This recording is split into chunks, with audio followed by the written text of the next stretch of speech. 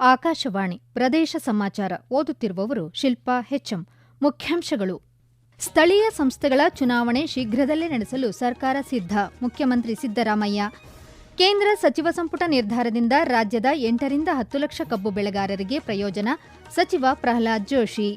ಶೃಂಗೇರಿ ಮತಕ್ಷೇತ್ರದಿಂದ ಆಯ್ಕೆಯಾಗಿರುವ ಡಿಎನ್ ಜೀವರಾಜ ವಿಧಾನಸಭಾ ಸದಸ್ಯರಾಗಿ ಇಂದು ಪ್ರಮಾಣವಚನ ಸ್ವೀಕಾರ. ಬೆಂಗಳೂರಿನಲ್ಲಿ ನಾಡಿದ್ದಿನಿಂದ ರಾಜ್ಯ ಮಟ್ಟದ ಮಾವು ಹಲಸು ಮೇಳ.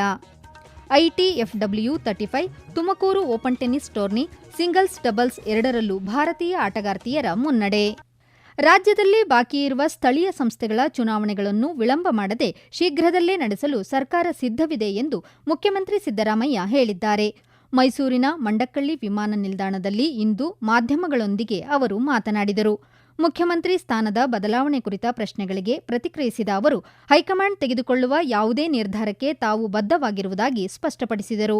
ಎಐಸಿಸಿ ನಾಯಕ ರಾಹುಲ್ ಗಾಂಧಿ ಅವರ ಭೇಟಿಗೆ ಸಮಯ ನಿಗದಿಯಾದ ತಕ್ಷಣ ದೆಹಲಿಗೆ ತೆರಳಿ ರಾಜ್ಯದ ಪ್ರಮುಖ ವಿಷಯಗಳ ಕುರಿತು ಚರ್ಚಿಸುವುದಾಗಿ ಸಿದ್ದರಾಮಯ್ಯ ಈ ಸಂದರ್ಭದಲ್ಲಿ ತಿಳಿಸಿದರು.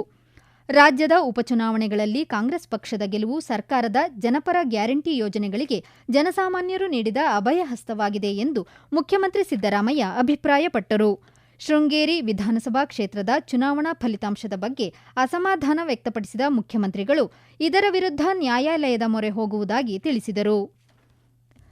ರಾಜ್ಯದ ಸೂರ್ಯಕಾಂತಿ ಬೆಳೆಗಾರರ ಬೆಂಬಲಕ್ಕೆ ನಿಂತ ಬೆನ್ನಲ್ಲೇ ಕೇಂದ್ರ ಸರ್ಕಾರ ಇದೀಗ ಕಬ್ಬು ಬೆಳೆಗಾರರಿಗೂ ಬೆಂಬಲ ಬೆಲೆ ಹೆಚ್ಚಿಸಿ ನೆರವಿಗೆ ಬಂದಿದೆ ಎಂದು ಕೇಂದ್ರ ಆಹಾರ ಮತ್ತು ನಾಗರಿಕ ಸರಬರಾಜು ಸಚಿವ ಪ್ರಹ್ಲಾದ್ ಜೋಶಿ ತಿಳಿಸಿದ್ದಾರೆ. ಪ್ರಧಾನಿ ನರೇಂದ್ರ ಮೋದಿ ನೇತೃತ್ವದಲ್ಲಿ ಕೇಂದ್ರ ಸಚಿವ ಸಂಪುಟ 2026-27ನೇ ಹಂಗಾಮಿಗೆ ಕಬ್ಬಿಗೆ ₹10.25 ಮೂಲ ರಿಕವರಿ ದರದ ಮೇಲೆ ಪ್ರತಿ ಕ್ವಿಂಟಲ್ಗೆ ₹365 ನ್ಯಾಯೋಚಿತ ಮತ್ತು ಲಾಭದಾಯಕ ಬೆಲೆಯನ್ನು ಅನುಮೋದಿಸಿದೆ.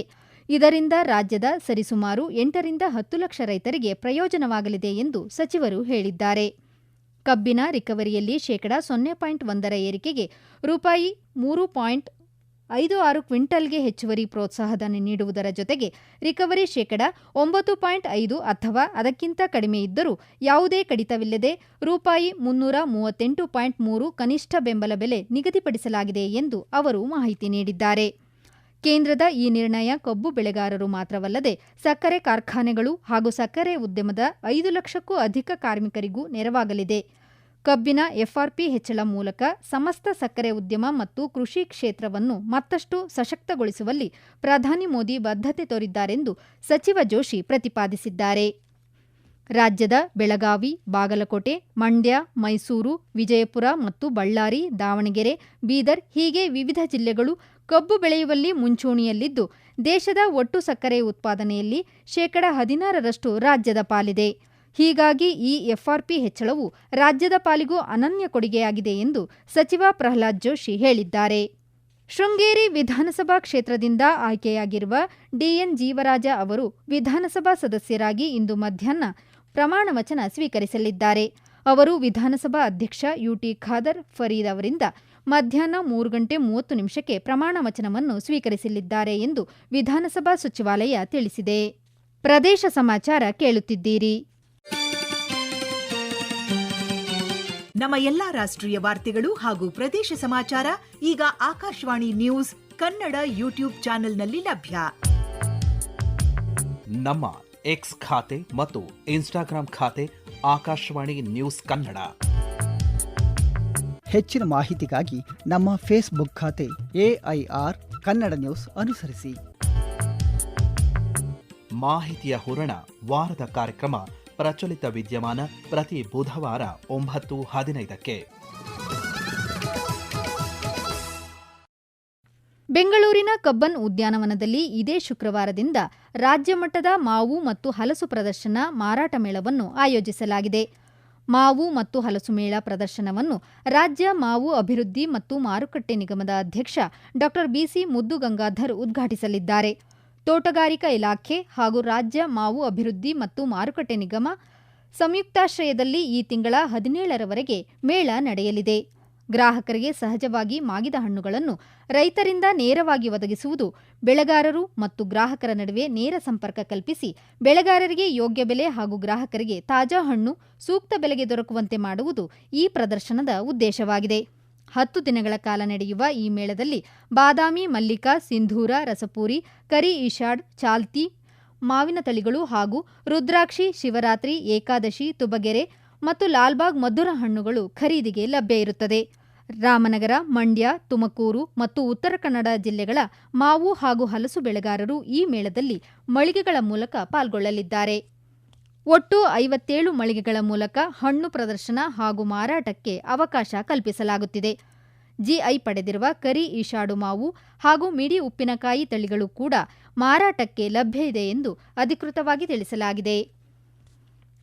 ಮೈಸೂರಿನ ಸಿದ್ದಿಕಿ ನಗರ ಮಣಿಪಾಲ್ ಆಸ್ಪತ್ರೆ ವೃತ್ತದ ಬಳಿ ರಾಷ್ಟ್ರೀಯ ಹೆದ್ದಾರಿ 275ರಲ್ಲಿ ನಿರ್ಮಿಸಲು ಉದ್ದೇಶಿಸಲಾಗಿರುವ ಮೇಲ್ಸೇತುವೆ ಸ್ಥಳಕ್ಕೆ ಅರಣ್ಯ, ಜೀವಶಾಸ್ತ್ರ ಮತ್ತು ಪರಿಸರ ಸಚಿವ ಈಶ್ವರ ಬಿ ಖಂಡ್ರೆ ಇಂದು ಭೇಟಿ ನೀಡಿ ವೀಕ್ಷಿಸಿದರು.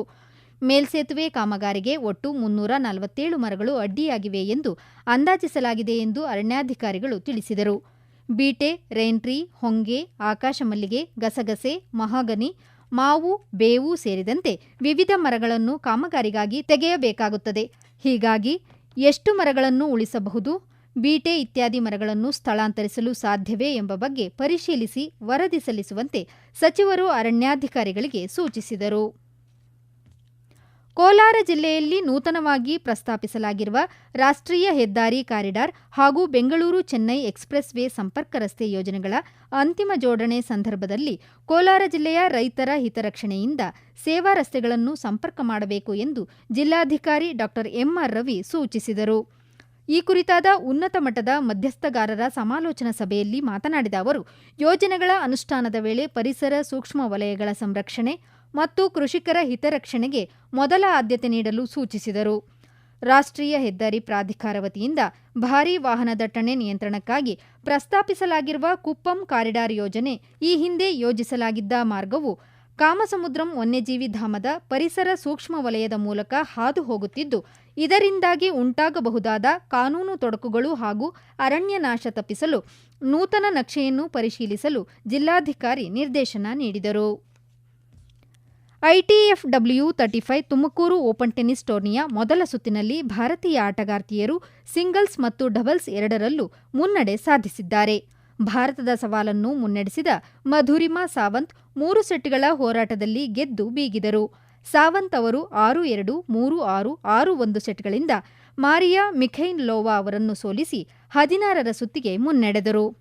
ಮತ್ತೊಂದು ಅಖಿಲ ಭಾರತ ಪಂದ್ಯದಲ್ಲಿ ಸಂದೀಪ್ತಿ ಸಿಂಗ್ ರಾವ್ 6-3, 6-4 ಸೆಟ್ಗಳಿಂದ ಯಶಸ್ವಿನಿ ಪನ್ವಾರ್ ಅವರನ್ನು ಮಣಿಸಿದರು. ಪೂಜಾ ಇಂಗಳೆ ಕೂಡ 3 ಸೆಟ್ಗಳ ಕಠಿಣ ಪಂದ್ಯದಲ್ಲಿ ಡ್ಯಾನಿಕಾ ಫರ್ನಾಂಡೋ ಅವರನ್ನು 7-5, 1-6, 6-4 ಸೆಟ್ಗಳಿಂದ ಮಣಿಸಿದರು. ಮತ್ತೊಂದು ಪಂದ್ಯದಲ್ಲಿ ಸೋನಲ್ ಪಾಟೀಲ್ 6-0, 6-3 ಸೆಟ್ಗಳಿಂದ ಅರ್ಹತಾ ಆಟಗಾರ್ತಿ ಸ್ನಿಗ್ಧಾ ಕಾಂತ ಅವರನ್ನು ಮಣಿಸಿ 16ರ ಘಟ್ಟಕ್ಕೆ ಪ್ರವೇಶಿಸಿದರು. ಕ್ಸೆನಿಯಾ ಲಸ್ಕುಟೋವಾ 6-3, 7-6 ಸೆಟ್ಗಳಿಂದ 7ನೇ ಶ್ರೇಯಾಂಕಿತ ಮಿಚಿಕಾ ಓಜೆಕಿ ವಿರುದ್ಧ ಗೆಲುವು ಸಾಧಿಸಿದರೆ 5ನೇ ಶ್ರೇಯಾಂಕಿತ ಎಲಿನಾ ನೆಪ್ಲಿ 6-4, 6-1 ಸೆಟ್ಗಳಿಂದ ಹರ್ಷಿಣಿ ಎನ್ ನಾಗರಾಜ್ ಅವರನ್ನು ಮಣಿಸಿದರು. ಮಹಿಳಾ ಡಬಲ್ಸ್ ರೌಂಡ್ ಆಫ್ 16ರಲ್ಲಿ ಭಾರತದ ಅಗ್ರ ಶ್ರೇಯಾಂಕಿತ ವೈದೇಹಿ ಚೌಧರಿ ಮತ್ತು ಜುಝಾನ್ನಾ ಪಾವ್ಲಿಕೋವ್ಸ್ಕಾ ಜೋಡಿ 6-1, 6-2 ಸೆಟ್ಗಳಿಂದ ಮರಿಯಾ ಮಿಖೈಲೋವಾ ಮತ್ತು ಸಂದೀಪ್ ಸಿಂಗ್ ರಾವ್ ಅವರನ್ನು ಸೋಲಿಸಿತು. ಟೂರ್ನಿಯಲ್ಲಿ 9 ದೇಶಗಳ ಟೆನಿಸ್ ಕ್ರೀಡಾಪಟುಗಳು ಭಾಗವಹಿಸಿದ್ದು, ಕ್ರೀಡಾಕೂಟದಲ್ಲಿ ಚಾಂಪಿಯನ್ ಆದವರಿಗೆ 28 ಲಕ್ಷ ರೂಪಾಯಿ ಬಹುಮಾನ ನೀಡಲಾಗುವುದು. ಇದೇ 10ರಂದು ಅಂತಿಮ ಪಂದ್ಯ ನಡೆಯಲಿದೆ. ಕೊನೆಯಲ್ಲಿ ಮತ್ತೊಮ್ಮೆ ಮುಖ್ಯಾಂಶಗಳು. ಸ್ಥಳೀಯ ಸಂಸ್ಥೆಗಳ ಚುನಾವಣೆ ಶೀಘ್ರದಲ್ಲೇ ನಡೆಸಲು ಸರ್ಕಾರ ಸಿದ್ಧ, ಮುಖ್ಯಮಂತ್ರಿ ಸಿದ್ದರಾಮಯ್ಯ. ಕೇಂದ್ರ ಸಚಿವ ಸಂಪುಟ ನಿರ್ಧಾರದಿಂದ ರಾಜ್ಯದ 8ರಿಂದ 10 ಲಕ್ಷ ಕಬ್ಬು ಬೆಳೆಗಾರರಿಗೆ ಪ್ರಯೋಜನ, ಸಚಿವ ಪ್ರಹ್ಲಾದ್ ಜೋಶಿ. ಶೃಂಗೇರಿ ಮತಕ್ಷೇತ್ರದಿಂದ ಆಯ್ಕೆಯಾಗಿರುವ ಡಿಎನ್ ಜೀವರಾಜ ವಿಧಾನಸಭಾ ಸದಸ್ಯರಾಗಿ ಇಂದು ಪ್ರಮಾಣವಚನ ಸ್ವೀಕಾರ. ಬೆಂಗಳೂರಿನಲ್ಲಿ ನಾಡಿದ್ದಿನಿಂದ ರಾಜ್ಯ ಮಟ್ಟದ ಮಾವು ಹಲಸು ಮೇಳ. ITF-W35 Tumakuru open tennis tourney singles doubles ಎರಡರಲ್ಲೂ ಭಾರತೀಯ ಆಟಗಾರ್ತಿಯರ ಮುನ್ನಡೆ. ಇಲ್ಲಿಗೆ ಪ್ರದೇಶ ಸಮಾಚಾರ ಮುಗಿಯಿತು. ನಮ್ಮ ಮುಂದಿನ ವಾರ್ತಾ ಪ್ರಸಾರ ಸಂಜೆ 6:40 ನಿಮಿಷಕ್ಕೆ.